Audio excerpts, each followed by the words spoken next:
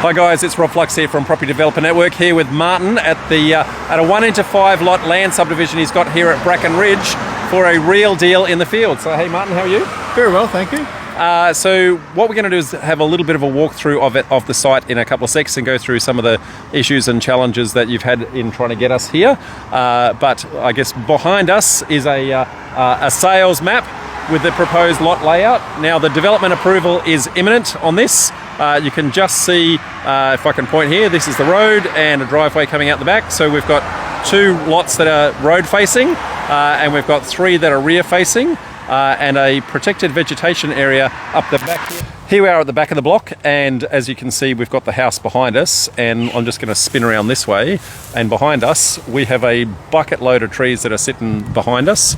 So Martin, I guess this had quite a number of issues with regards to protected vegetation. Why don't you give us a little bit of an insight as to what the problem was and what we ended up with the solution? Sure. So in essence, the biodiversity overlay on this site was circa 81.5 metres long from the back or the eastern side of the boundary towards the house. We negotiated with the council and we have drawn it back to 25 metres. The council in the first RFI said that we could get down to 30 metres. We've actually taken a little bit more because our lot layout works better. So a little bit of negotiation, obviously pending council approval, but we believe that we can achieve a 25 metre biodiversity area where all the trees will stay at natural ground level, and then we'll have a circa 2 metre high retaining wall to get our gravity fed sewer and stormwater and the likes out to the main street. Yeah, and I guess just to give a little bit more context to some of that, there is a large biodiversity corridor that travels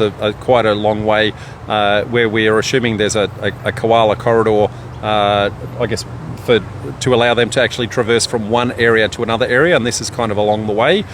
So what we were able to identify through your, I guess through your arborist report, ecologist report, thank you, haven't tongue-tied there, was the fact that that whole corridor wasn't actually required, and we were able to negotiate with council to say, can we actually reduce that to a workable space? So there is a protected area at the back, I guess, and that's only fair, but you still be able to squeeze 5 lots out of this, so it's still quite a workable solution. So well done on that one. What about any other, I guess, interesting issues and challenges that you want to raise to?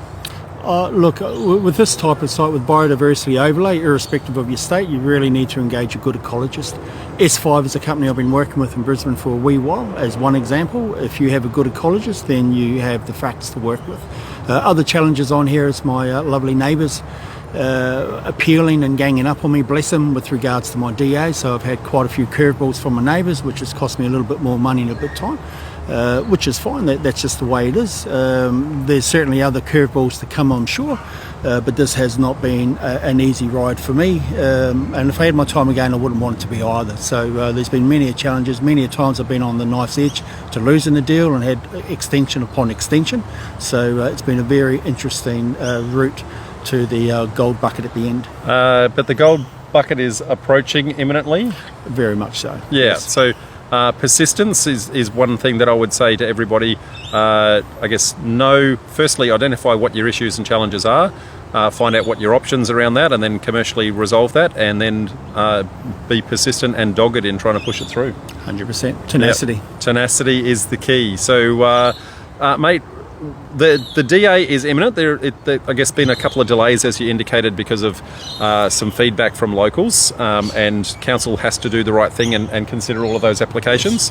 It's going to be one of those things where I think it's going to be challenging for them to turn it down based on the arguments presented there. So let's, for all intensive purposes, say that we're optimistic on a positive outcome. Yes. What is the numbers going to look like for you from a return perspective at the end of the deal? This deal in particular would generate over 500,000 profit by the way that I've structured it, and it's just down to how I negotiated up front. Obviously the current market in Brisbane, like other states, is going gangbusters at the moment. I certainly wouldn't and never factored that in, so there's a little bit of fat from that as well. And again, just engaging the right consultants at the right time to make the right decisions based on their experience, as opposed to what I think, which is really irrelevant. So getting the good team around you, which is what it's all about. You indicated negotiating good terms, so you negotiated quite a lengthy delayed settlement, plus a couple of extensions. Tell us a little bit about that. Look, my negotiations up front on the day, and this deal had crashed twice previously. I picked it up third time around. I gave the owners less than 7 hours in that same business day to accept my offer or not, which they did. My other conditions were not pending DA. However, the owner was very good in terms of he allowed me to have my extensions as I required, and in turn it cost me an extra $20,000 non-refundable with my deposit off the settlement cost or the purchase price, which was a fair deal for both of us. So, and how much time did that actually allow you to buy before having to settle on that? As an example, I signed the contract on the 1st of May 2020 and I settled 2 weeks ago on the 9th of April. So it nearly bought me 12 months. Almost 12 months. Almost 12 months at a cost of $20,000 non-refundable, but obviously that came off the purchase price. So all in all, a fantastic result for something that wasn't pending my DA. Yeah, so small amount of risk element in that, but massive amount of cash flow and holding cost savings and a whole bunch more. So hence why the numbers are up there rather than down there, despite the challenges that you've had along the way. That's right. No worries. Any parting gestures you'd like to say? Any parting words you'd like to say to our fans, mate? Think smart, act fast, and back yourself. And thanks, folks. We'll see you next on another real deal out in the field at some point in the future. Bye for now.